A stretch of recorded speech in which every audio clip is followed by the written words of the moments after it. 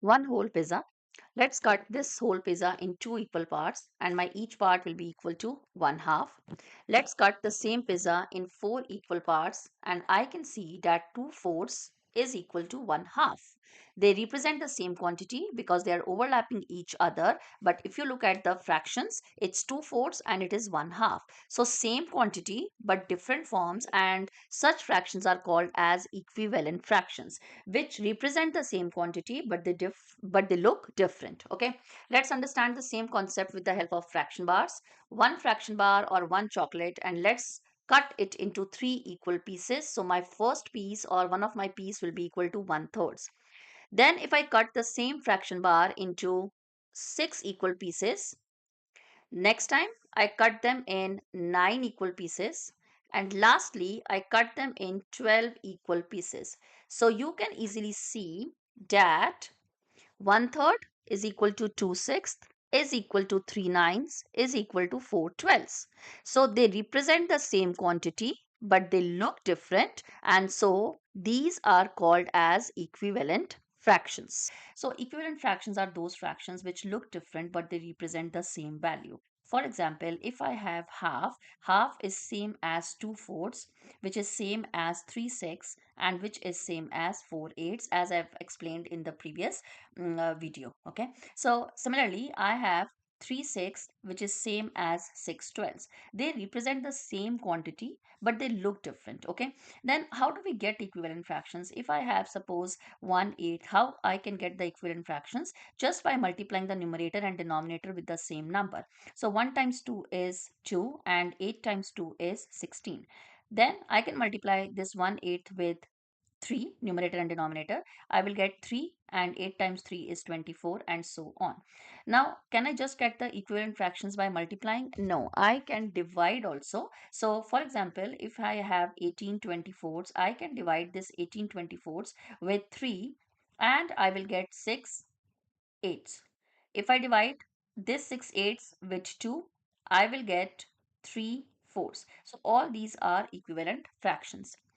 Now, how to compare the fractions? For the fractions with the same denominator, we just compare the numerators. If I want to compare which one is bigger, 3/7 or 4/7, let's represent 3/7 in this one whole and 4/7 in this one whole.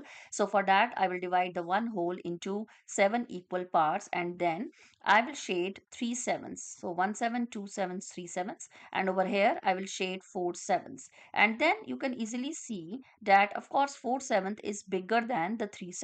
The shaded part over here is more than the shaded part over here. So that's why 4/7 is bigger than 3/7. What happens if I have the fractions 4/5 and 2/5? So divide one whole into fifths and then we will shade 4/5, and over here I will shade 2/5. So of course you can see that 4/5 is bigger than 2/5. Now every time we do not have the visual, so if you just have any fractions with the same denominator, for example 9/11 and 2/11, the denominators are same, just compare the numerators. Which one is bigger, 9 or 2? 9. So 9/11 will certainly be bigger than 2/11. What happens when we have the different denominators? For example, if I want to compare half and 2/5. Okay, so where is half in this one whole? This is half. And where is 2/5 in this one whole? 2/5. If you have the visual, of course, you can say that it's very evident that this 1/2 is more than 2/5.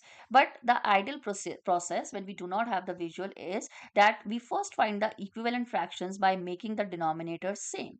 How will I make the denominator same? The common denominator of 2 and 5 is 10th. So I will multiply both numerator and denominator with 5. So I get 5/10, and over here I will multiply it with 2. So I will get 4/10. Now, after finding the equivalent fractions, my denominators are same. So just compare the numerators. Which one is more, 5 or 4? 5. So 5/10 is more than 5/10. Eventually, 1/2 is more than 2/5. And that is very evident from the picture that this 1/2 is more than 2/5. Now, if I want to compare 2/5 and 1/3. What is the common denominator of 5 and 3? It's 15. So let's make this 2/5 as the equivalent fractions with the denominator of 15. So I'll multiply it with 3. And for 1/3, I'll multiply it with 5.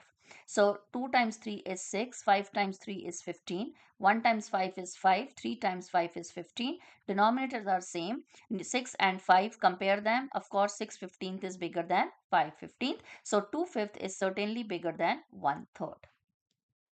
That's all. My next part in this fraction level up series would be to add and subtract the fractions. Bye bye. See you tomorrow.